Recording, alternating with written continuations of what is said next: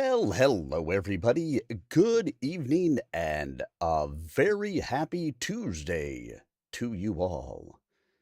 That's right, it's Tuesday. And what does Tuesday mean? Tuesday means it's the day before Wednesday. That's exactly what it means. That's what you were talking about, right, Tim? No, Tuesday is a much better thing. It is time for live reading. That's right, it is absolutely time for live reading. With who? Me. I am here for you. You know you like it. You know you want it. What could be better? Nothing, right? Nothing could be better. That's my story and I'm sticking to it. That's my story. Oh, that's my story. I ain't got a witness, and you know I can't prove it. But that's my story, and I'm sticking to it. So, I am glad to have you guys here with us tonight. We are returning to Spear of Destiny, Finding Bucephalus by Mary Lou Wells. And you want to know a nice part about Mary Lou Wells? Mary Lou Wells is available for you on the YouTube channel. If you wanted to stop over and say hello. Bryston Clift, hello. Welcome on in. Glad to have you here with us tonight as we get ourselves into some fantastic Spear of Destiny. It's your birthday. Well, happy birthday. What better place to spend it than here with us, right? That is the story. That's what we say. Sorry, guys, I messed up something, and so I have to fix it really quick in the background, which is why I am doing things and not looking exactly straight at you guys at the moment. But I will be there momentarily.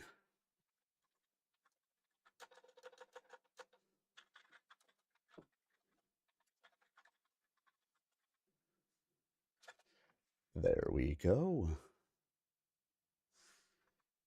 Dun dun dun dun dun dun dun dun dun dun dun dun dun dun dun dun. All right, we are back. We are good. We are posted. Everything should happen. Syriac.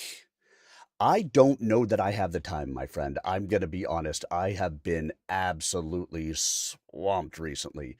I've been thinking about it, though. I will respond to you in the next day or two. I promise. I'm here for you. Uh, I promise I will get you the response. All right. So we started the Spear of Destiny with some stories of Alexander the Great and his horse, Bucephalus. So we have found that very likely Alexander's horse is actually, shall we say, a reborn angel who is along to help fight and protect him.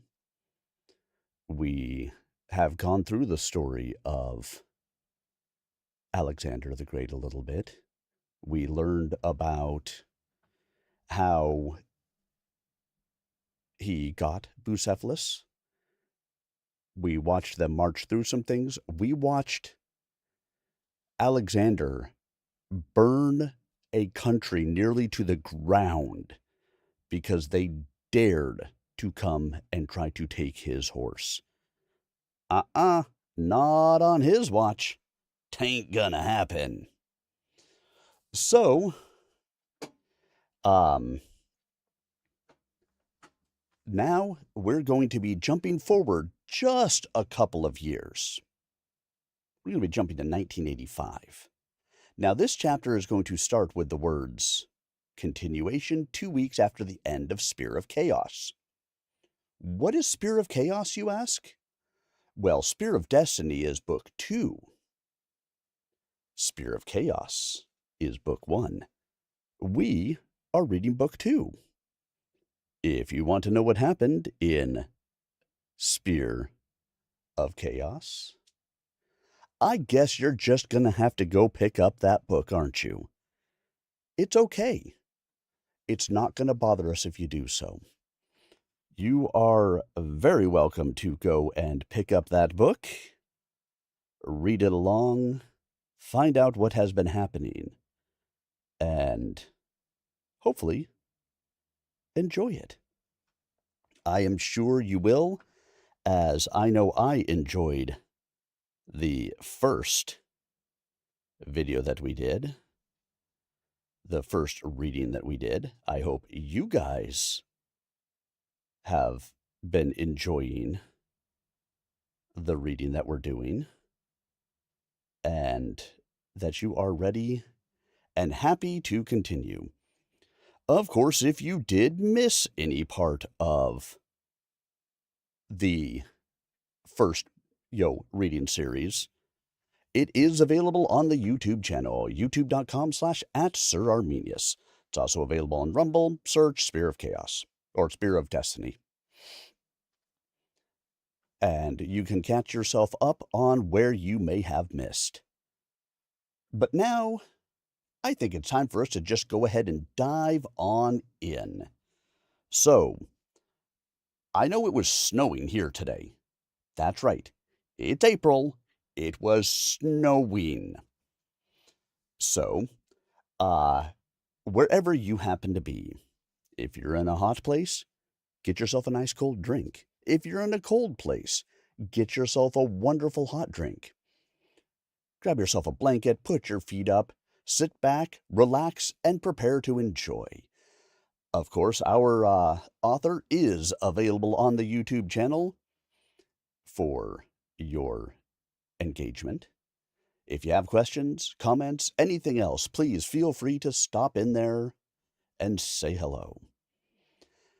Just one little housekeeping note, I do record these, which means during the course of the chapter, I won't stop to engage with questions myself. I will be happy to engage with them after the chapter is over, between chapters, at the end, before I end the stream, anything like that, I'm always happy to engage. But because I record these so that way you guys can come back and watch them later, I don't engage in the middle. So, let's go ahead, get myself a little drink before we get started. And let's go ahead and dive on in to Spear of Destiny, Finding Bucephalus. Are you guys ready? I'm ready. 3. The Aftermath.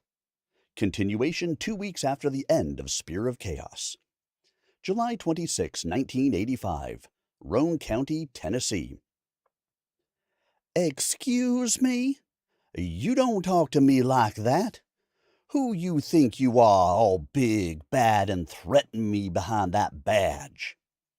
The female officer drew herself up with the kind of indignation that only a strong black woman can muster.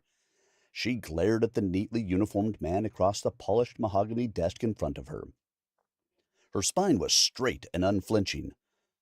Calm down now, or I'll walk my ass right on out of here, she threatened. I want answers, and I want them now! Sheriff Wilson screamed at his deputy and stomped his foot like a spoiled child. I'm not going to play this game of cat and mouse. You either tell me what happened, or you'll be fired. I'll throw you so far under the jail for obstruction that you won't ever see the light of day again. I don't have the answers you want, Deputy Diane Stanley retorted. It appeared that her move from the Kingston Police Department to deputy sheriff was going to be short-lived, she thought as she grew weary of his tirade. Although she was fascinated by the blotchy red appearance of the sheriff's white face, she refrained from saying anything about that as he worked himself into a righteous fit. Her own chocolate-brown skin couldn't turn that color. He'd been yelling at her for the past 20 minutes. Diane finally gave an exasperated sigh through her gritted teeth. She yelled back, "I told you already. We stumbled on a cult while investigating the murders in Rockwood. That old abandoned church burned down to the ground. There's nothing left." The sheriff practically spit when he replied, "I've got one officer in the hospital in a septic coma with necrotizing fasciitis, and another one dead. He looks like he was torn to pieces by some wild animal. The officer's guns were fired and emptied of bullets. I've 5 more people hurt and in the hospital. They ain't talking either. You have no scratch on you, and you have no answers for me. What are you hiding?" "Fine, I'll tell you," Diane finally conceded. "Zombies did it." She had to put her hands over her ears as the sheriff roared. He went from red in the face to purple. "Do you need medical attention?" Diane finally asked him. "Why, I ought to bust you right here, right now, bringing that cockamamie bullshit to this office," he finally gasped out. "You're supposed to be a professional." Diane lowered her hands and calmly looked at the sheriff for several long moments. "So are you," she shot back. "You won't believe whatever I tell you, and you'll be too lazy to investigate it yourself. Why weren't you out there checking out the rumors of disappearances and kids trafficked?" she said at last, and realized the truth of her statement. "You don't have to fire me. I quit." Officer Stanley's badge hit the desk in front of the sheriff. Her belt and department-issued gun followed the badge. "I'm not afraid of you. I don't have to take your abuse either." She turned calmly to go. Nothing he could do would scare the hell out of her like what she'd already gone through. She wrinkled her nose. His fit was pitiful by compare. She felt the urge to call on the professor. "What am I supposed to tell the people of Roane County?" the sheriff demanded. "They will want answers."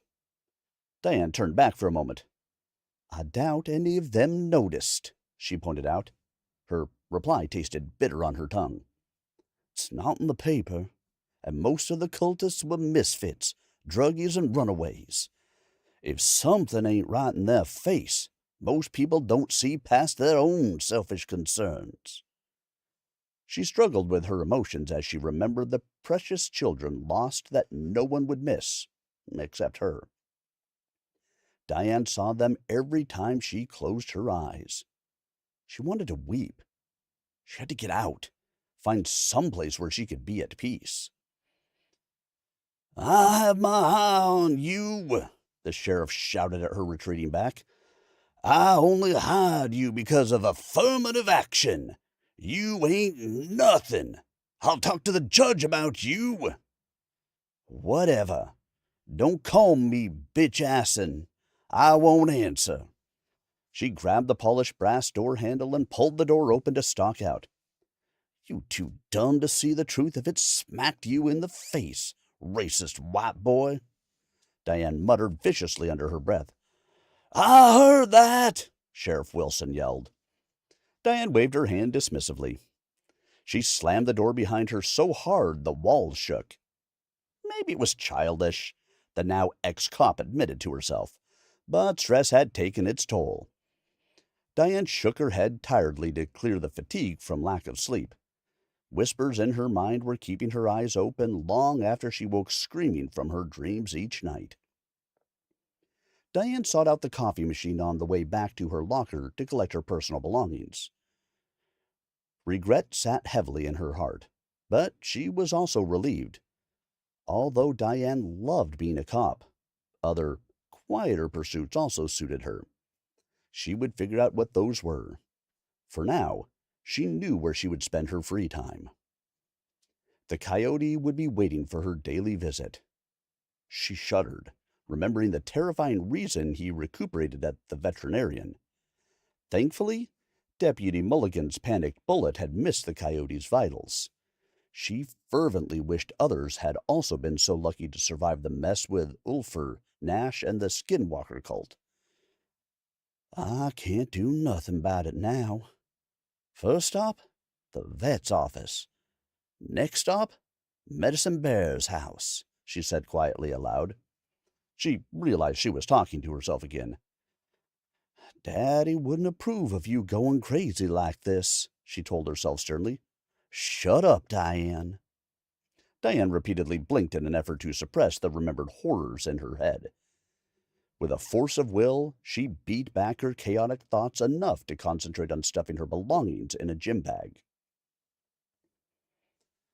A soft, fuzzy blanket beside the couch in the professor's living room made the coyote comfortable later that evening. He was still slightly sedated. Diane considered the amber color of the stiff drink in her hand and wished she could be sedated too. So, tell me, Officer Stanley, her host began.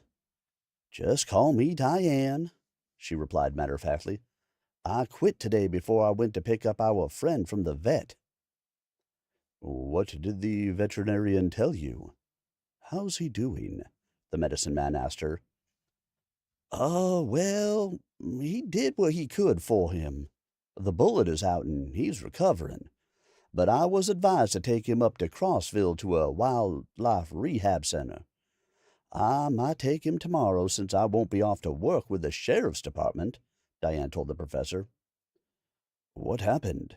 I'm curious why you quit. I thought you were happy on the police force, he asked. Sheriff Wilson is off his rocker over the whole Ulfer thing. He would rather blame people than investigate anything, Dan explained with a heavy sigh. I've better things to do than pander to the sheriff's delicate sensibilities. There must be somewhere I can help people rather than being constantly harassed. I'm glad our friend there is going to recover, and I know you will figure out what's best for him. But what about you, Diane? Professor John Medicine Bear Holderman nodded. What's going on? As if I can't guess. You look like you've not slept in days. The dreams. Diane shivered with the remnants of her fear that caused goosebumps to rise on her arms. I can't seem to shake it. To make it worse, I'm hearing voices in my head, and I keep seeing coyotes every time I close my eyes. When I'm not dreaming about that monstrosity, that is. And? The professor prodded in a gentle tone. Dark shapes and snippets of strange music, too, especially drums. I also keep seeing sand and stones carved with symbols. It's all jumbled. I'm beginning to think I'm going crazy, Diane complained. I've seen a lot in my time on the force. I don't think anything could shake me this bad. All of it, it's getting worse, not better. Medicine Bear sighed. You have been challenged spiritually and shaken to your core. I'm not surprised you have leftover trauma. Diane nodded. I'll say. But there's more going on than that, I believe, Medicine Bear told her. Once you walk through that kind of fire, you can never go back to ignorance or innocence. By that, I don't mean guilty. Once you see and know there's more to the universe than what meets the eye, you have to choose sides. You can't then unsee it. You also can't refuse the spiritual challenge you faced and will now face in the future. At least, not without further damage to your spirit. I've never been very religious, Diane said. This is not a matter of religion. It's a matter of spirituality. He smiled gently. You know what you know now. The Great Spirit, or God in more common terms, is going to speak to you how you can best hear, and you have already chosen a side. When you choose life, to stand by a fallen comrade at risk to yourselves is a choice. Good over evil. I have no idea what to do now, Diane told him. Not for a job, and not personally either. I can't sleep peacefully, and I can't function without feeling like I'm falling apart. You listen, Medicine Bear said gently. The Great Spirit will guide you. So will your inner voice, your intuition if you prefer. It will tell you what is most important to your heart. I see, Diane said softly. She sat quietly, sipping her drink as she thought over the shaman's words. For several minutes they sat, simply in companionable silence. Then she made up her mind. If you will, I would like you to help me. Show me how you do what you do. Then maybe the nightmares will go away. She looked earnestly at Medicine Bear. Will you teach me? Medicine Bear considered her question. It's not easy. The shamanic path is not a simple one. It's not something I can just simply give you. Our Wiccan friends would tell you the same, he told her. Any true spiritual path is a journey. I may be able to explain what is happening to you, and I can show you how I do things, but your path is yours to walk. He paused again and pursed his lips, thinking. There are also spirits which will speak to you that are not mine because of your ethnic background. I would venture to guess that you have some African spirit guides that are showing interest in you. Even though I was born here in America? Dan looked surprised. Yes, but your blood calls to the Nubian spirits of your ancestors, in addition to those of the land upon which you live and were born. Even though all humans are family, your bloodline diverges from ours because you are descended from Noah's son Ham, who not only was black-skinned, but took his family to Africa. His people carved an existence out of that territory in harsh conditions, and did so under the watchful eye of the spirit helpers of that land. They don't forget their own, Medicine Bear pointed out. Coyote appears in your dreams because you fought for him. He will guide your steps. But other spirits fight on the side of right and are allied with God. Some are from the land of your forefathers, who came here when your people did. I think you will do well to speak with them also. Diane nodded thoughtfully. I understand what you're saying, she said. She sat forward on the comfortable cushions of the couch. If you can show me where to start, then? Yes, Medicine Bear agreed. Come with me out to the garden. We will begin simply. For you to close your mind to the trauma, you must open it first. You will be tested. If you succeed, it will make you stronger. Diane called ahead the next day and made a short trip up Rockwood Mountain onto the Cumberland Plateau. Near Crossville, the Catoosa Wildlife Preserve covered hundreds of acres of pristine wilderness. Diane pulled into the rehab center parking lot and sat for a few minutes with the coyote's head on her lap. She was still tired from being up late with Medicine Bear the night before, but at least she had slept peacefully and without hearing screams in her sleep.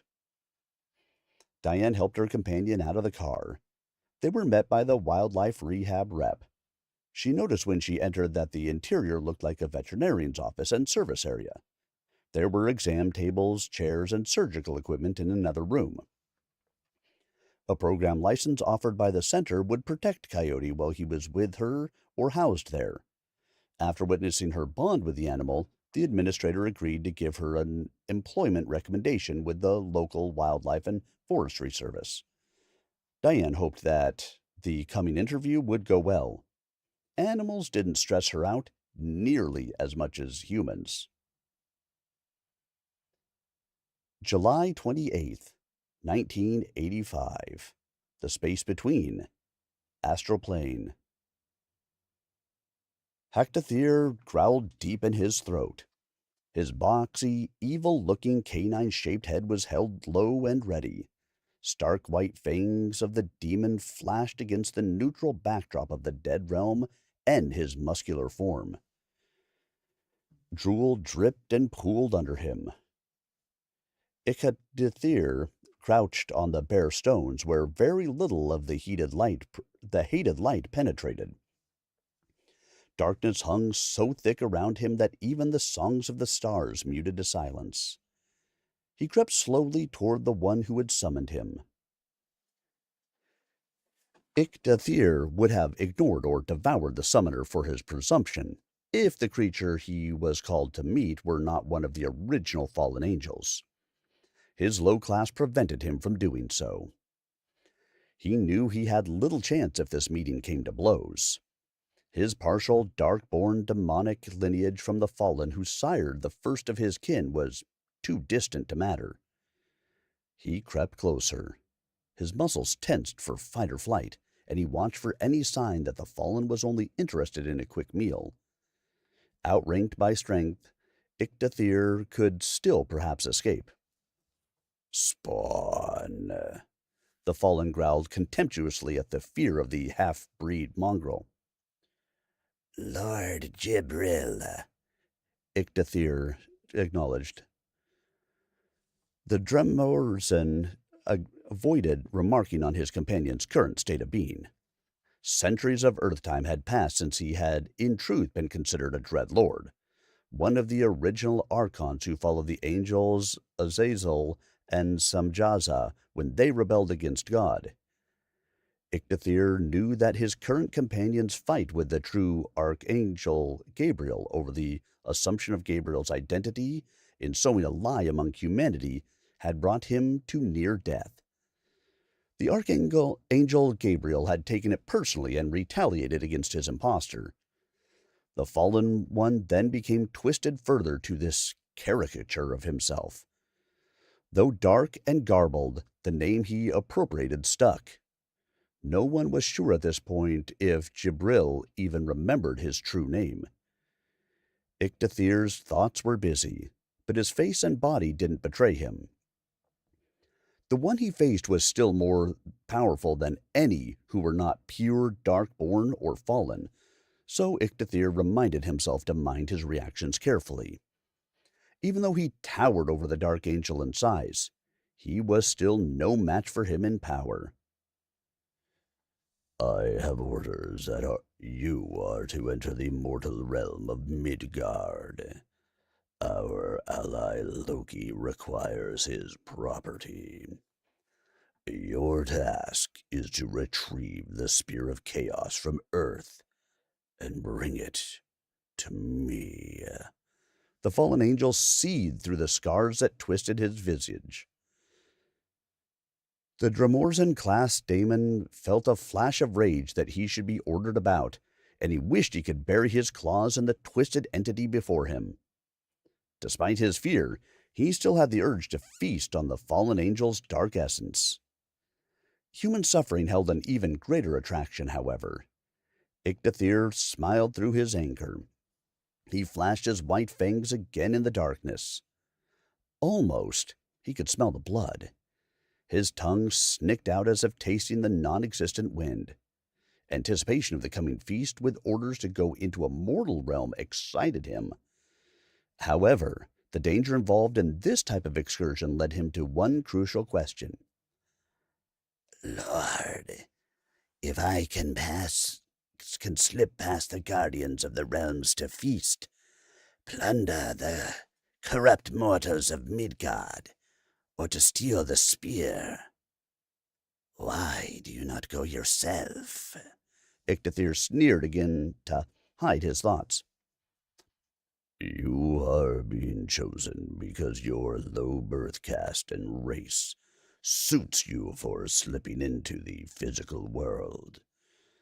You are less than pure spirit, and will be solid enough when you touch the spear to bring it here with its power to aid you. You are scum, but you are of use. Gibral hissed. I will go, Ictathir snarled. You insult, Angel. Best curb your tongue. Ictathir flexed his four-fingered hands with a show of his long talons. His anger and hate began to take over his sense of self-preservation. The Fallen's next words, however, backed him down again. Do not get sidetracked, the angel commanded, ignoring the implied threat. You haven't the time to indulge yourself. You may do as you wish after your task is complete, but I am not the most patient of beings. The angel bared his dagger-like fangs and flared his dark aura to make a show of his strength. If you fail to acquire the Spear of Chaos, or if you dare attempt to use it yourself, rest assured, I will gut you through your core and throw your pieces to the Lord Guardian of the Pathways myself. Anubis can have your stinking hide for a trophy. Shrinking back in terror at the brief mention of Anubis, Ictathir fully acknowledged the superior position of the other by debasing himself. Tales of the Guardian of the Pathways terrified the Dark Ones, and Ictathir was no exception. The Dromorzen had seen other demoni splattered at the base of the moon paths who dared cross Anubis by attacking the innocent. One of the only things worse for any of his kind would be to face the searing, burning light of the judgment of the greater divine. There will not be a failure. The daemon bowed, knowing this had been a foregone conclusion from the start. He was heading to Earth. Good, Jibril told him. When war breaks out again, we will all feast on the spoils of mankind. Then such destruction will be wrought across all the worlds that God himself will be brought to heel at last. Never again will I take orders from him. We shall see, when our great leader is first in heaven, who is greatest then. Ictathir was not impressed. More intelligent than most of his kind, the Dromorzen didn't bother with a parting word. He kept his thoughts to himself when he turned to be about his charge. He knew the Fallen would kill him if he voiced them. If the angel is greater, why does he not rule the heavens already? Instead, he languishes in the abyss, while most of his armies lie scattered among the pathways between. But maybe Jibril is right. Perhaps it is the time of the demoni. All of us take our rightful place as rulers of earth and heaven both, and extinguish the light forever. I will find the Spear of Chaos, but we shall see to whom it belongs when I have it. Ictathir laughed in anticipation as he slid through the nothingness. For a moment, he paused to allow his senses to quest for a break in the energy continuity. He needed to take care trying to enter other astral realms and pathways. Not only Anubis or Heimdall would threaten him, but the jump itself could kill him if he came out in the wrong place. Opposing energy currents could rip him apart, or he might land in the middle of a densely solid object and become trapped. He found a ripple that marked a stable pathway in space and time and jumped. Not a thread of blackness remained to mark his passage.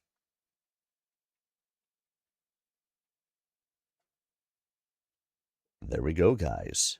Chapter 3. Oh, wasn't it nice?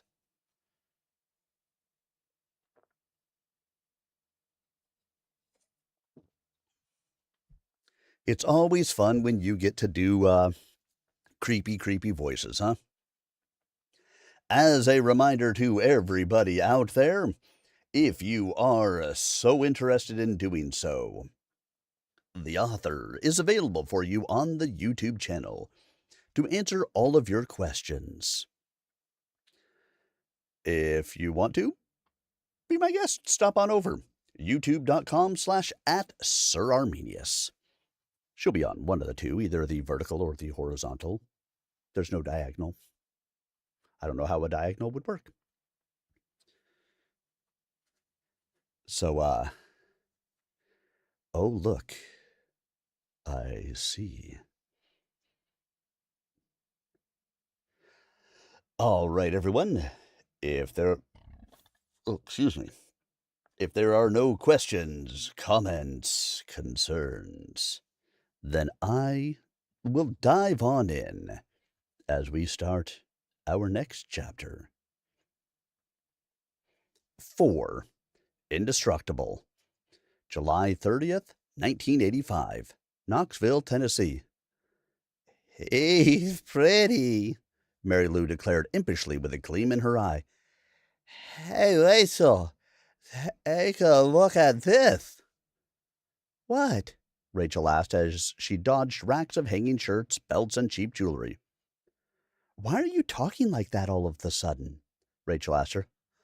'Cause I'm drunk, Mary Lou lied cheerfully. Why else? Oh, Lord, Rachel declared, shaking her head. What next? Her friend giggled. She was in a good mood and wanted to play.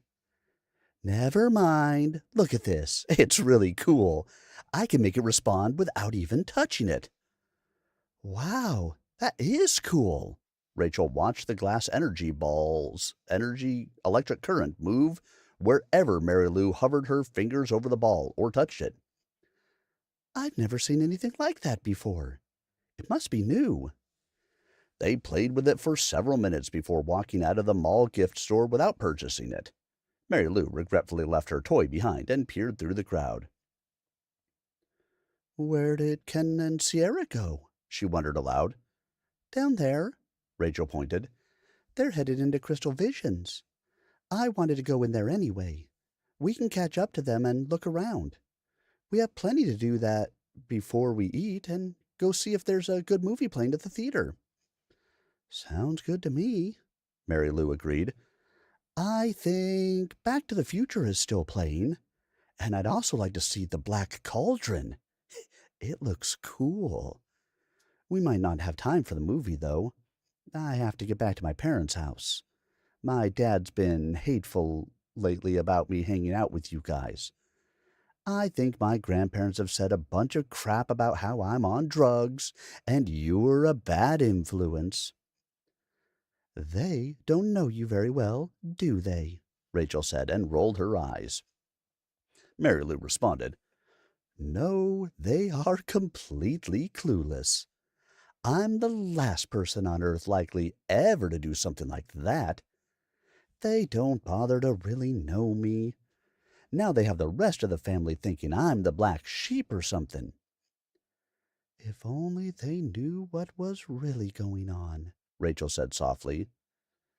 And we aren't going to tell them either, Mary Lou told her friend firmly as she tried and failed to awkwardly slide down the rail of the stairs on the way to the next storefront.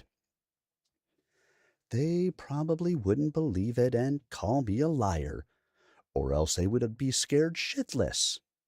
Either way, it would be more trouble than it's worth to explain that we're carrying around the most dangerous artifact created in the last 1,000 years, aside from the atomic bomb, and that we're the only ones who have to destroy it, or else. They found Kenneth and Sierra browsing the jewelry and stones. Kenneth was admiring a huge hollow raw amethyst full of dark purple crystals. Now that's a big rock, Mary Lou exclaimed, coming up behind him with a handful of crystals and a leather bag from the raw stones bin she'd passed on the way into the store. The sparkles in the gold stone had caught her eye, so she'd gone ahead and purchased them.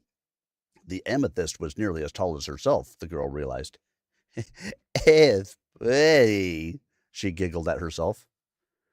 "What's wrong with you?" Kenneth asked, eyeing her sideways. Being hungry?"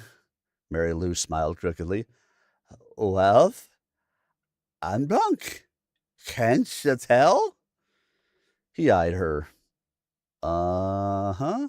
Yeah, okay," Kenneth agreed, completely unconvinced. "What's the matter, Ken? You can't take a joke?" She slurred and leaned on him, nearly knocking him off balance. Kenneth put his arm around her to steady them both. Her good-natured hijinks caught on.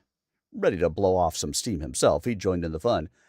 "Yes, I can take a joke," he slurred back with a grin and draped himself on her in turn. She staggered under his weight and giggled out loud. "Here," she said as she got under his arm. "Let's go to get some food.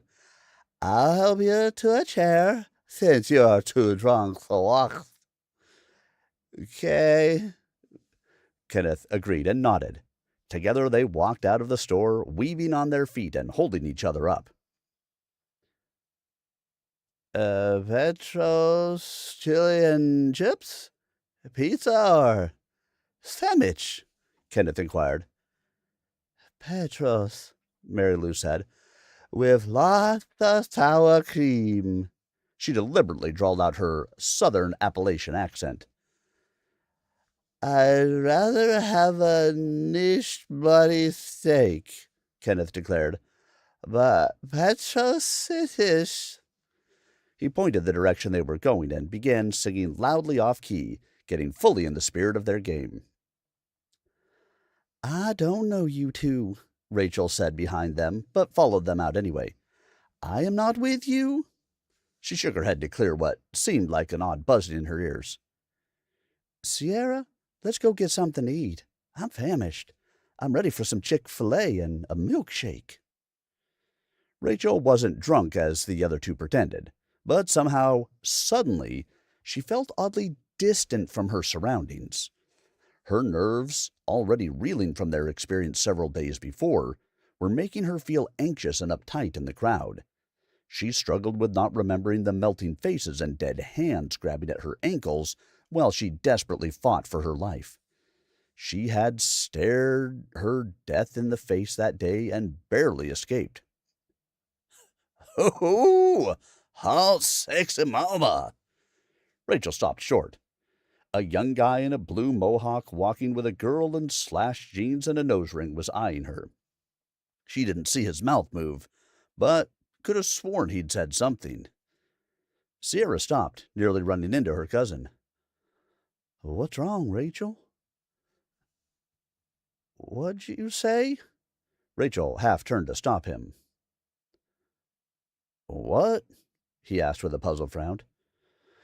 "Never mind," Rachel told them as the passing couple scurried away, disappearing in the crowd of slow-moving mall shoppers.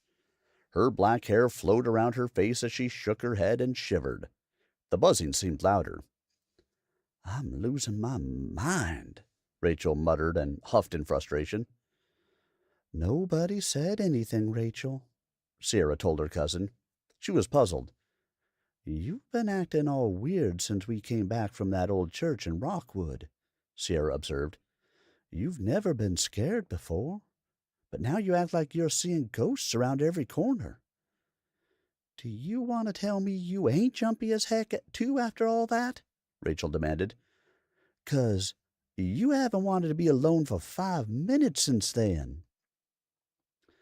"Yeah, so? I don't," she declared. "What if the Viking isn't really gone after all, and he's going to come strolling in here when we aren't expecting it? Then what? We're sitting ducks with nobody to help us if we're caught by ourselves." Neither of the two young women cared that they were stopped in the middle of the thoroughway, blocking foot traffic flow as they talked. They ignored the glares of those who had to dodge around them like waves parting around a boulder to avoid a crash. "He's gone," Rachel declared fervently. "He has to be. The alternative is too awful to think about." The voices around her seemed to increase in volume. Rachel wanted to clamp her hands over her ears. It was enough to make her move with the flow of the crowd finally. "Let's go find the others." Sierra nodded in agreement and followed her cousin.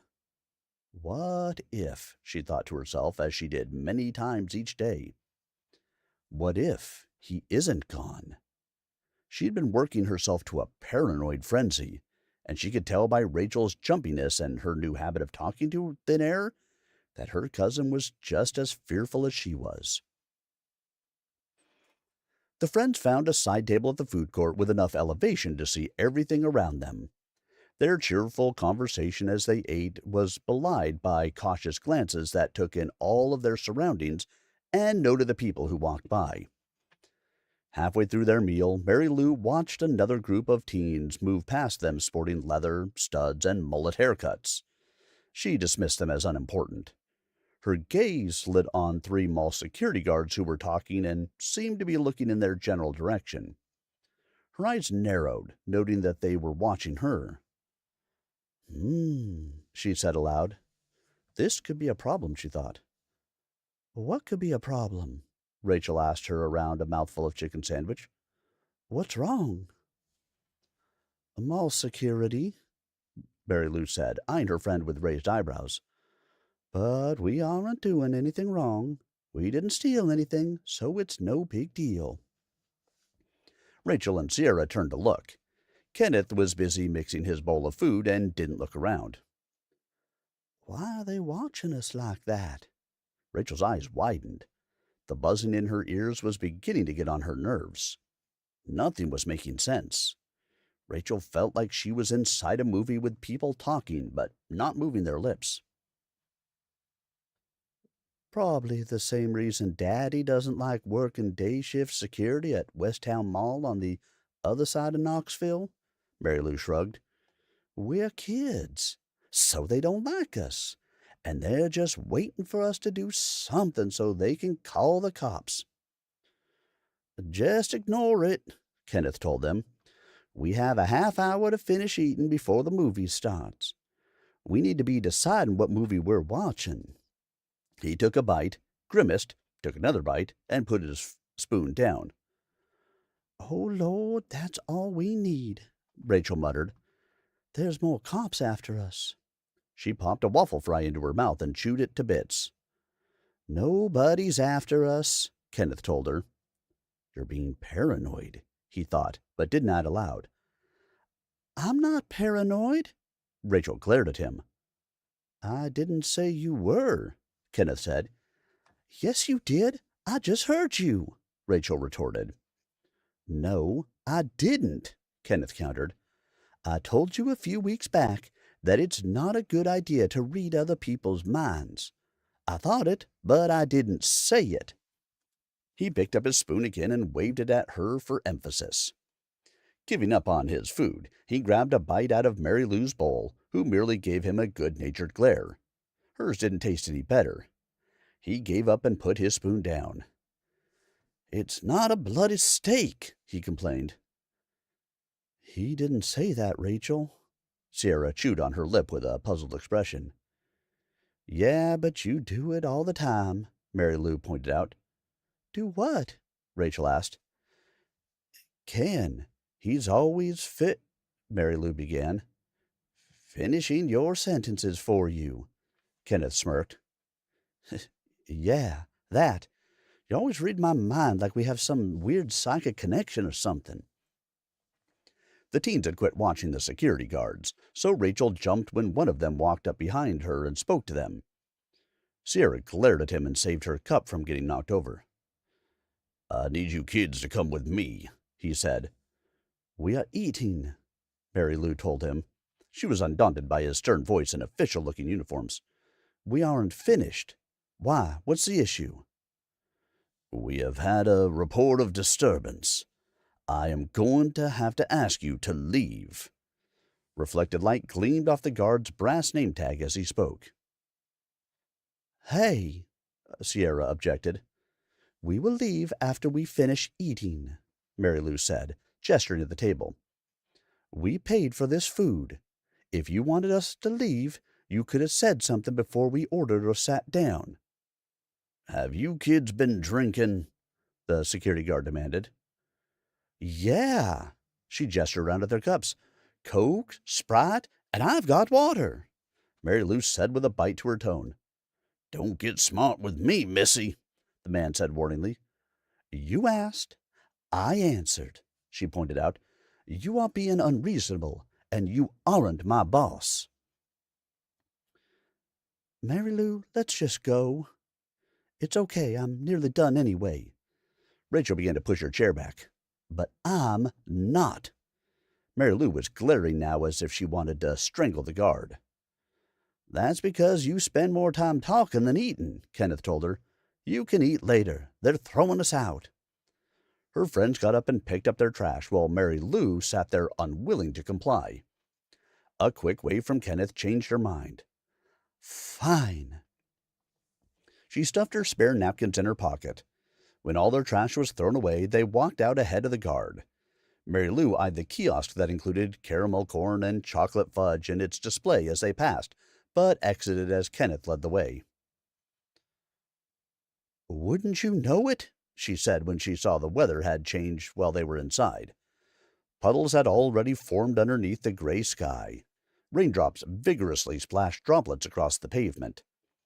Mary Lou could hear water trickling in a nearby storm drain as Kenneth held the door open. It sounded louder when she exited the mall entrance. Well, at least it matches my mood, she muttered furiously under her breath. In her anger, she practically stomped out the glass double doors. Her pique made her slow to respond when the world seemed to go crazy. Look out! Sierra shouted. She lagged behind Mary Lou, and both girls were helpless to stop what unfolded with lightning speed in front of them. Being last in line, Sierra was able to jump back from where she had been about to step off the curb to dash through the thunderstorm to the car with the others. A red Ford pickup truck, which had just tried to speed through the pedestrian zone in low visibility, lost control and skidded on the wet pavement. The driver cursed as he saw them at the last moment through the driving rain, and his bald tires gained no grip when he punched the brake. The back end of his truck went sideways as the horrified driver realized too late he was about to kill somebody. Move, Rachel! Rachel screamed as Kenneth pushed her out of the way and went down himself, rolling under the wheels of the truck. Kenneth! Mary Lou shouted. Oh, my God! Sierra sucked in her breath and held it. She froze where she stood and watched as the driver gunned his engine in panic. Tires squealed as he sped off into the rain. All Sierra saw of its retreat was a Confederate flag sticker on the back window and a bumper sticker that read, Jesus Saves. Our problems aren't over just because we killed the bad guy, Mary Lou said quietly to Kenneth so only he could hear her. The girl's breathing was slightly ragged as the panic minutes before was replaced with relief. She tried to take deeper breaths to calm down. Mary Lou squatted in a puddle of water in East Town Mall's parking lot with Kenneth and tried to come to grips with what had just happened. God damn it, Rachel! Didn't your mama ever teach you to look both ways before crossing the street? Kenneth griped. Although the rain still raised goosebumps where it chilled them, Mary Lou was grateful that it seemed to be lessening to a sprinkle. She gently held a wad of clean napkins on Kenneth's bleeding leg. I thought you were dead for sure. No, I ain't dead, but I'm mad as hell, he replied through gritted teeth. But yeah, I think you were probably right, he told her. Shit keeps piling up. What are those security dipshits doing back there anyway? Did they see anything? Mary Lou looked up at the mall security guard and glared at him again. She kept control of her anger despite feeling that all of this was security's fault. He's on his radio, Mary Lou replied to Kenneth. I can't hear what he's saying, but they're probably calling the police. The guard saw her looking at him and came over to them. Sierra finally dared to step into the parking lot and came with him. We've called an ambulance. An officer's on the way, the guard told the bedraggled teen sitting on the soaked pavement. Are you okay? Yeah, I'm fine. Kenneth gritted his teeth to keep from snapping at the man.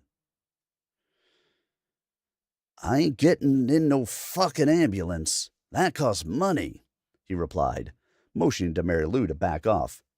He twisted his torso, placed his hands against the ground, then levered himself up without putting pressure on his wounded leg. The sergeant raised a skeptical eyebrow. How'd you survive that? The man's eyes were wide as he asked. He watched Kenneth stand up. That is one of the worst hit-and-runs I've ever seen, and I've been at this job for years. Seen a lot. That pickup went clean over top of you. You should have been crushed, and you don't even have a broken bone. Physics, Kenneth shrugged dismissively.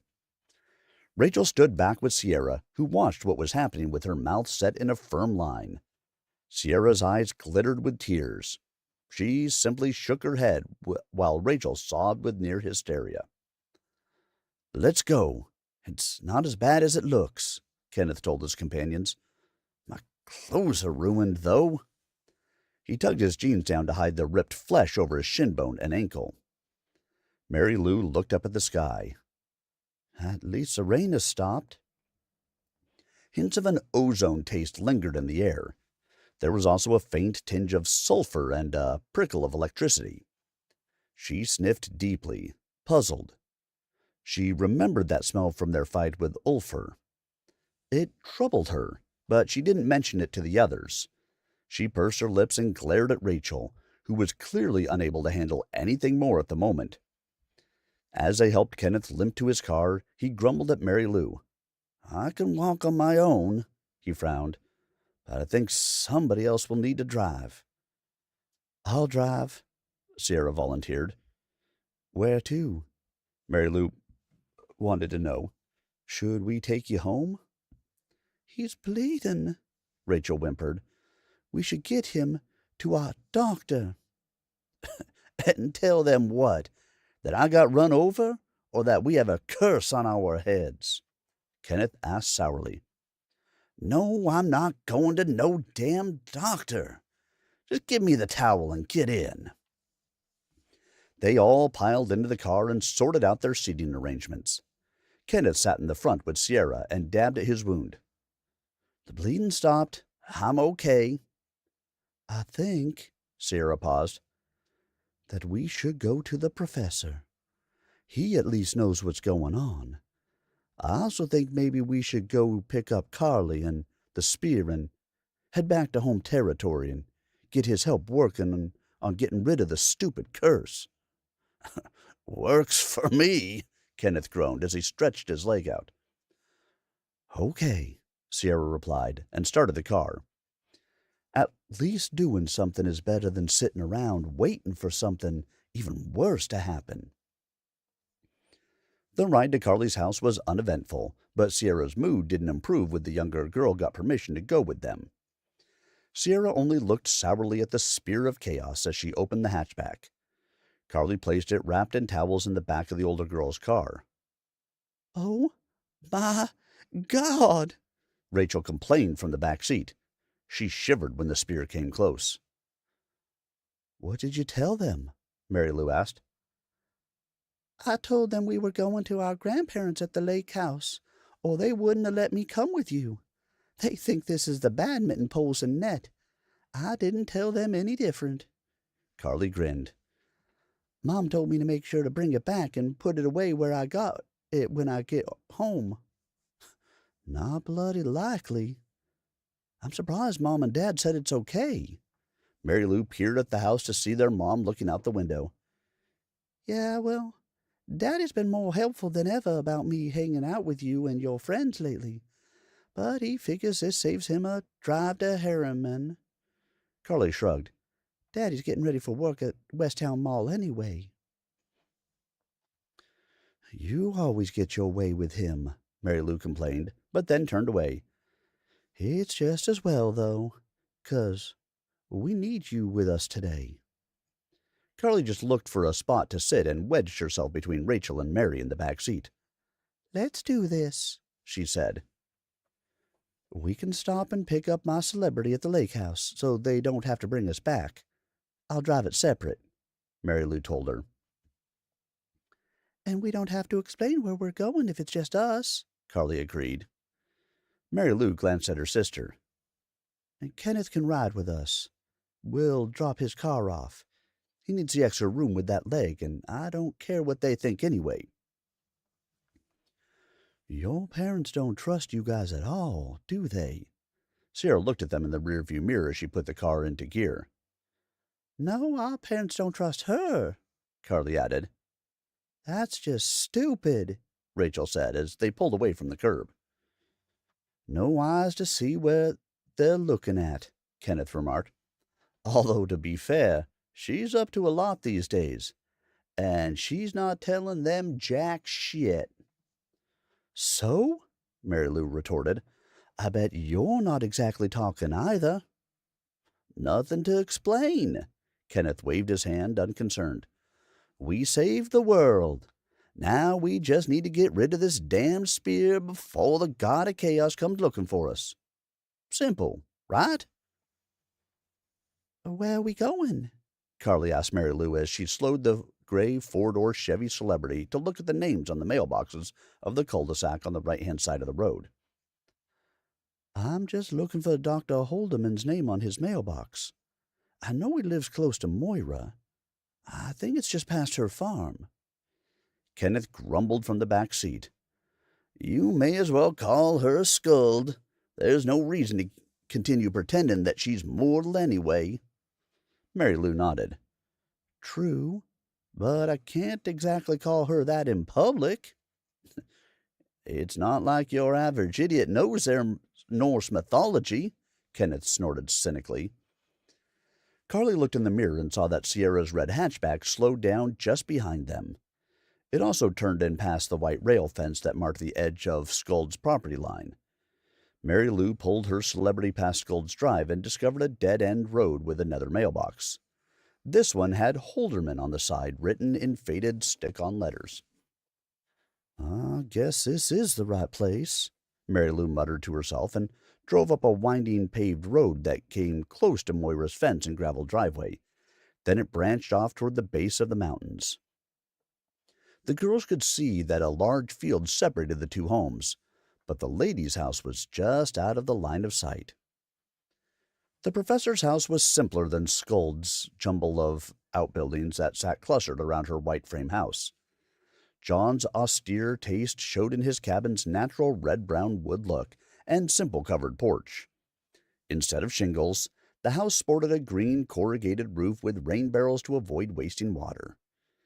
The girls could see a woodpile near a small domed structure half hidden by trees behind the house when they stopped. The large red cat they'd seen next door was sleepily sunning itself on John's porch rails. John, Medicine Bear Holderman, appeared in the doorway as Sierra pulled in beside them. Hey, this is cool, Mary Lou remarked as they all piled out of the cars. It's simple and looks like a bachelor digs. I like the cabin. She had the green roof, noting how the colors neatly complemented each other. Sierra was less than charitable. Yeah, if you like someplace that looks like you would hitch to a stinky old horse. Mary Lou was taken aback. There's nothing wrong with horses. Humanity wouldn't have gotten this far without them, she pointed out archly. Sierra, rude much? Kenneth asked as he got stiffly out of the car. Mary Lou noted he favored his leg less than he was when they'd stopped to change vehicles at her grandparents' house. John appeared at the door. He waited, leaning against the doorframe with his arms crossed. This is an awfully big group for just a casual visit. I thought we were done with world-ending complications, he stated dryly. John didn't give any outward sign of the icy prickles that were crawling up his spine. The large wrapped item Carly pulled out of Sierra's car confirmed the professor's suspicions. The shaman could sense the dark energies rolling off what he knew was the Spear of Chaos. Concerned, he could also see taint setting in at the edges of the aura of the teens. Their colors were still there. He could faintly see Kenneth's bright gold and Mary Lou's electric blue, Rachel's violet, Sierra's green, Carly's orange. But they were muted, muddied by the presence of the spear. The large red cat that had been lazing on the porch rail now sat up. The cat pricked his ears while flicking his long, furry tail slowly. He purred as he listened intently to the conversation. Intelligent teal-green eyes moved to watch Mary Lou as she spoke. "Hello, Professor," Mary Lou greeted. "We needed a place to go to destroy the spear. None of us can do it at home with our families watching everything we do. We called Moira, Skuld." She glanced at Kenneth. "Skuld didn't answer the phone, so we came here to see if you could help us." "So, you brought it here without calling me first," John observed. He didn't bother to hide his grimace at the menace he felt emanating from the wolf's weapon. "Should we go, then?" Mary Lou wondered briefly when they should try to go that would be private enough, but his following words relaxed her. "No," John told her. "I will have to help you see this through to its distasteful conclusion. I don't think any of us will rest easy until this is done for good." John uncrossed his arms. "Go on around back. There are some chairs out at the fire pit by the medicine lodge." "So, now what?" Carly asked the professor when he joined them in the backyard. "Well, what are our options?" he asked as he pulled up a chair to sit down with a beer in his hand. Carly looked around the yard. "Bust up the spear? Burn it?" she asked tentatively. She stopped as she heard another car. "Carve the thing into little pieces with a carving knife?" Mary Lou shrugged. "Soak the wood till it falls apart." "Hey, that sounds like Brian's car," Rachel said. "Do you want me to go see? I let him know we were on our way out here." "I will go," the professor told her. "You stay here and help them figure out how you all want to approach this." "Okay," Rachel agreed. Mary Lou examined one of the chairs for spiders, then sat down to think. "Well, at least there's a fire pit here to burn it. I don't think soaking it will do anything, and besides, where would we put it to soak anyway?" Rachel chewed her nails and sat on the edge of another chair, trying unsuccessfully not to bounce her leg with nerves. Sierra was more outwardly calm. She moved a heavy mattock off a large stump before sitting down beside Carly, who planted the butt of the spear in the dirt. "The first option sounds good to me," Kenneth said. "Cleansing the spear in holy fire might do the trick." "Sounds like we could have a plan then," Carly agreed. "It's too big for the fire pit, though, which is why I think we'll have to bust it up first." She wrinkled her nose in distaste at the corrupt feeling that just oozed out of it. The only reason she could stand it at all was the blood ruby hanging around her neck. Skuld's gift seemed to blunt the worst effects. It had been nearly 2 weeks since their fight with Ulfr, which gained the ancient Viking spear that Carly held. She still could not tolerate touching the accursed object for long. In moments, Brian arrived with the professor. "Hi, guys. So, what are we doing?" "We're burning the Spear of Chaos," Kenneth replied. "Okay," Brian said. "I'm ready." He bounced on his toes. "If the professor don't mind us starting a fire here," Rachel spoke tentatively as if she thought the answer might be no. John bit his lip and eyed the Spear of Chaos thoughtfully. "We'll need more than wood for this. We'll need smudge and sacred herbs to help dispel the evil stink as it burns. Rachel and Kenneth looked at each other and grimaced. Carly glared at the spear. I don't care how it smells. I just want it gone. Is there anything I can do to help? Mary Lou asked. If you kids will go over to that pile and bring some of those split logs over here, I'll go in and get some of the supplies I need. If any of you know how to put a proper fire together, you can start doing that too. John turned to the boys. You two can split some of those into kindling. Carly, just hang loose and keep hold of that thing. It won't be much longer now. Carly sighed deeply. I've waited this long. Mary Lou, Rachel, and Sierra started gathering wood blocks and bringing them to the ring of stones one by one. Oof, these are kind of heavy. Sierra sat hers down and complained after her second trip. Damn, I broke a nail. So, are you just going to sit there or go help them? Kenneth asked Sierra when she plopped bonelessly in the chair Rachel had vacated.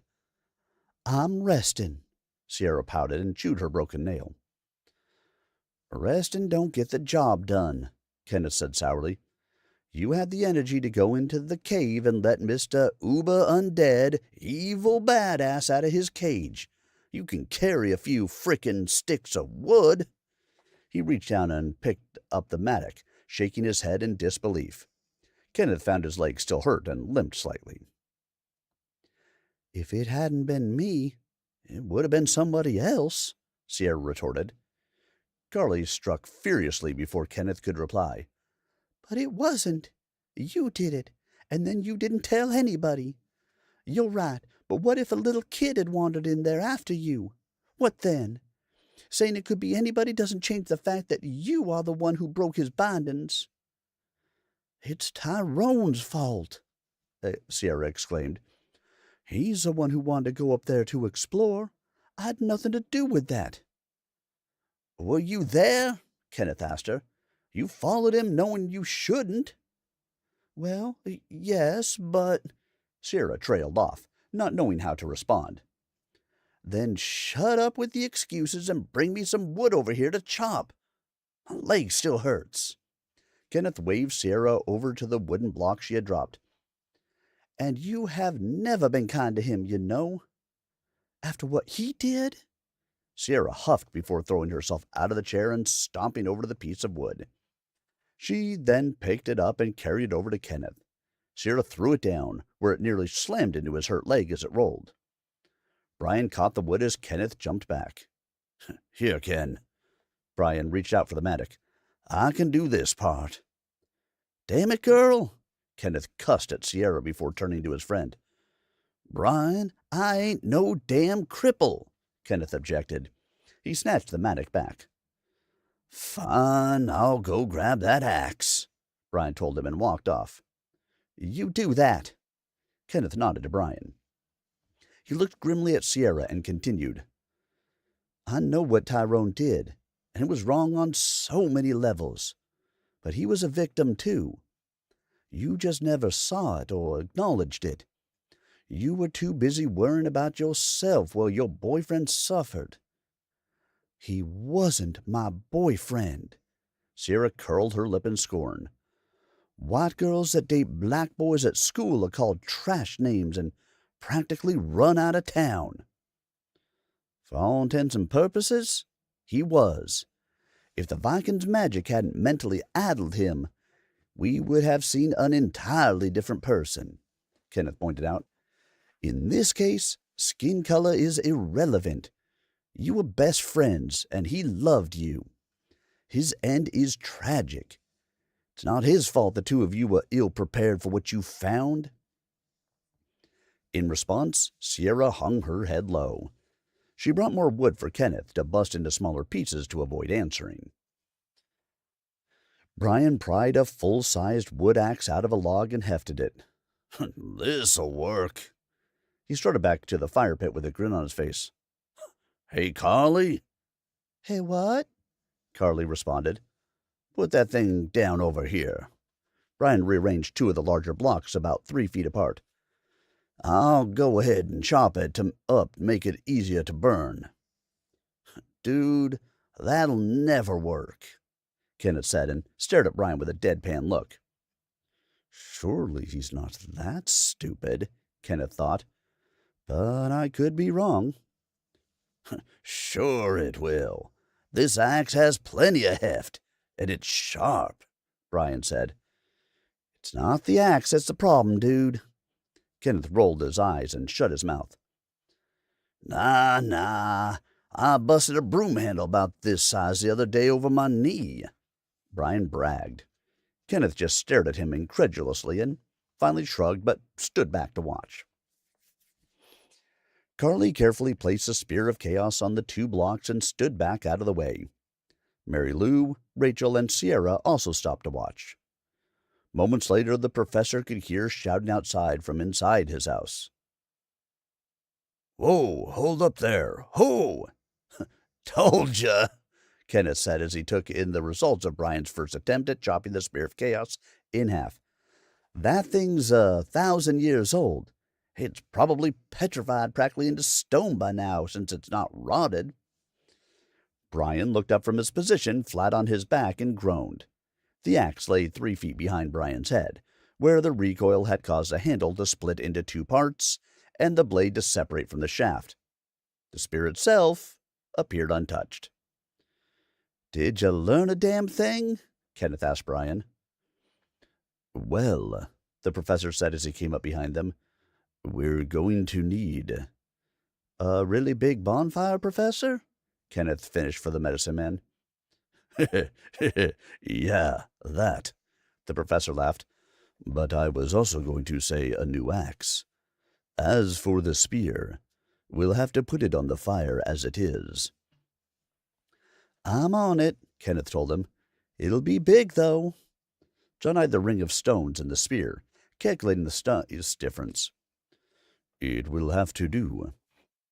Move those rocks back about 3 feet so we can build the fire up, he said. The teens all moved the stones and added wood to create a pyramid-shaped structure. Finally judging it to be big enough, Carly slotted the spear into the stack to test its stability. That's good, right there. John nodded in approval. Do you have any lighter fluid? Brian had picked himself up and was plucking grass out of his short, light brown hair. We don't need lighter fluid. Not for this fire. We only use natural materials in a sacred fire. Since this is a special case, it must be done properly. Besides, I came prepared. The professor smiled and paused, considering. Here, I'll do the herbs. The trees and grass shivered as a single gust of wind rolled over them. Thunder rumbled in the distance, though there wasn't a cloud in the sky. The shadow of a hawk passed over them as it circled overhead. John could see movement at the edges of his vision. Quick, flitting white shapes disappeared when he tried to look directly at them. The spirits are with us in this. I can only hope it will be enough. Professor Holderman suppressed a flash of foreboding as the spear pulsed hungrily in response to the rise in energy. Sierra wrinkled her nose. I don't see anything. One would think you would have learned to use your eyes by now, Kenneth replied. Mary Lou reached back and scratched her spine between her shoulder blades, shifting uncomfortably. A sensation between an itch and a muscle cramp pulsed up her spine. In addition to goosebumps, it felt like something moved beneath the skin of her back. Sierra gave her a dirty look as she bumped her accidentally. Oops, sorry, Mary Lou said. Hey, I see them too. Hers and Kenneth's eyes followed the darting shapes as they swirled across the clearing. I still think you all are crazy, Sierra said scathingly. You were the one who started seeing things first, Mary Lou pointed out archly. Kenneth held out his hand for a fist bump, to which Mary Lou met him halfway. Sierra huffed at their antics. Can we just get on with it? Sierra whined and looked to Rachel for support. Rachel was tight-lipped and nodded without saying anything. The indistinct whispers in her head were louder. Carly agreed. "Let's just light it." She briefly shivered as it felt like an icy hand grabbed her forehead and sent cold tingles down through her scalp and spine. The young girl got the impression she had just missed something important. Foresight was coming more frequently lately, but it had proved to be a temperamental gift and prone to be unclear. Carly shook off her gut feeling that they shouldn't do this. She stayed silent and watched as the professor placed chunks of pine resin and kindling in strategic places around the firewood. Professor John Holderman, medicine man, was also uncomfortable as he worked. He hummed softly and chanted while sprinkling sage and tobacco on the fire. As he did so, he could sense the spear calculating, amused at their efforts as if it was awake and waiting like a snake coiled, poised to strike.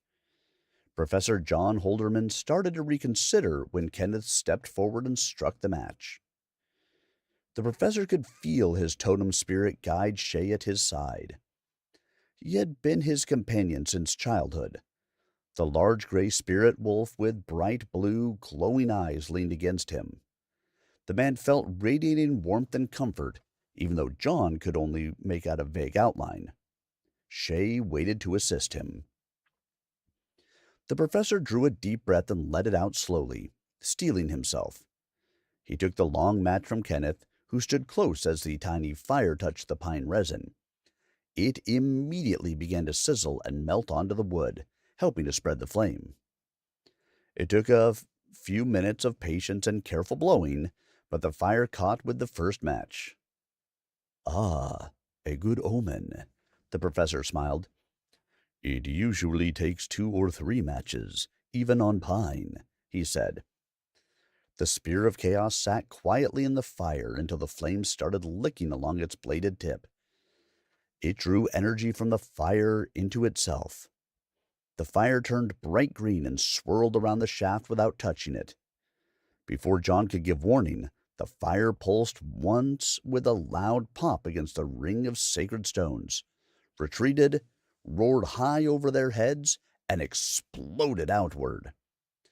Burning shards of wood sprayed in all directions. Closest to the fire, the professor took the brunt of the blast in the face and was thrown clear. John felt his wolf spirit guide envelop him in a protective embrace in the last instant of consciousness. Kenneth caught enough of the embers and resin that his clothes caught fire. Everyone else was knocked off their feet in an instant. The girls were screaming and beating embers out of their hair and any exposed skin. Brian came to his feet without eyebrows, where the heat singed them. Kenneth quickly realized that he was not nearly as hurt as he should be. On noticing that his skin wasn't burning, he calmly patted the fire off his legs. In quick succession, he found that bending and stretching his calf muscles no longer hurt, and his wounds were gone. The fire itself simply gave a faint prickling sensation. Kenneth noted that the bonfire was out with the spear still in pristine condition. He bared his teeth at it and growled in response to the impression that it was taunting them. He looked round for the professor and groaned with dismay. Guys?" Kenneth stared at the ground where the professor lay prone. "We have a huge problem." And that was the end of Chapter 4. So, what do you guys think, so far, of Spear of Destiny, Finding Bucephalus? For any of you guys who were here last week, very different scenes that we're seeing right now, huh? We had all Alexander last week. We have all 1980s people this week. Ah, the mall. Up and down the escalators in the mall. Well, we are at about an hour and a half, and that's about where I normally try to cut it, somewhere between an hour and a half and 2 hours, because otherwise my voice starts to give out, and I try not to get that far into it. So, Let's start off with a big thank you to our author, Mary Lou Wells, for being here with us tonight. Again, she is available on the YouTube channel at the moment. If you guys have any thoughts, questions, comments, concerns, anything that you would like to add. I look gobsmacked. Yes. Um, yo, the book I know, written by Mary Lou Wells, a lot of work went into it by her editor, Kira Holiday. The art that you see in front of you by Sophia Art. If you want to check out the book, it is available on Amazon. Link will be on the YouTube video recordings as well as the Rumble video recordings for any of you guys who just cannot wait and need to go out there and pick up the book, or you'd like to know what happened in the first one that led to all of this. Now's your time, everyone. I'll be back to read this again on Saturday, but you can take your time now. Go get the book. You can pick it up on, Kindle as an ebook. You could order a physical copy of the book. You could use the Vulcan Mind Meld to somebody who's read the book and get it from their head. Okay, maybe not that one. Maybe. I don't know. I don't know it myself. But there are some great options for you. If you've missed any of this book so far, I will have chapters 4 and 5 up on the YouTube channel a little bit later this evening for your listening pleasure. If you missed any of the beginning of it, stop out and chapters 3 and 4. 5 is next week. I am leaving it on a cliffhanger. What better place to leave it than on a cliffhanger? And yeah, again, I try to keep it between an hour and a half and 2 hours on these because I got through 2 chapters in about an hour and a half. Tells me they're about 40 minutes apiece, and my vamping time. So I would end up running over that 2 hours, and my voice starts to give out a little bit because with the live readings, I don't stop to take drinks, anything else. So we're on a cliffhanger, everybody, which means you have to come back on Saturday and listen to the next section, and this or is probably a good thing for you to do, go support the author and buy the book. And then you can read ahead, or you can read along with me, or you can do whatever you need to do. But support the author, would you? That's what we're here for. Well, I hope you guys all enjoyed the reading. I know I have been enjoying it so far. Again, night and day difference between last week and this week, or last time and this time, because again, we were BCE on the other side, and we're in the 1980s here. But I assume they come together somewhere in here as we go along. It'll be good. So, again, make sure you stop out there to support the author. If you just want to continue to enjoy this book along with us, I will be back on Saturday night at 8 o'clock for your listening pleasure. And of course, all of the chapters we have done so far are on YouTube and Rumble that you can go and listen to. Chapters from tonight will be up a little bit later. And one of the joys of listening to it on YouTube, if Tim speaks too slowly for you, you can speed it up. If Tim speaks too quickly for you, you can slow it down. If Tim sounded like he was drunk, talk to the author. She wrote it that way. You got to have fun with what you do. I do love live readings because it gives me the ability to break back out my acting chops. And that is always fun. I get to be a hell drunk. I get to speak with a southern accent. Or I get to speak as the medicine man. Or maybe even as a demon. A fallen angel. Coming for you. So I hope you guys are having fun as I am. Thank you so much. I will be back on Thursday with some MechWarrior Online and Battletech reading for that night. maybe you'd like to come and join me. Listen, if I can help to make somebody's day a little bit brighter by making you laugh, then I have absolutely done my job. I love doing what I do. You guys have a fantastic week ahead. I hope to see you guys all again on Saturday. If for some reason you're not able to join us on Saturday or any of these nights that we are doing these, just remember I do record them. They will be up on the YouTube channel. You can stop out there and, youtube.com/@SirArminius. Or I bet if you went in there and searched for Spear of Destiny, you search for Mary. I think I have Mary Lou Wells in the descriptions. You search for any of that stuff, you're probably going to track down to us. But listen, if you're not able to be there, it's okay. That's why I record them. I understand what works for me doesn't work for everybody. So have yourselves a wonderful week ahead. Thank you so much for being here with me tonight. As always, the greatest gift that you can give me is the gift of your time. And I appreciate that you guys gave me the gift of yours this evening. If you have not already done so, like, subscribe, comment to videos, do all those fun things. I appreciate it. Have a wonderful evening, everybody, and I will see you guys all again really soon. Good night, all.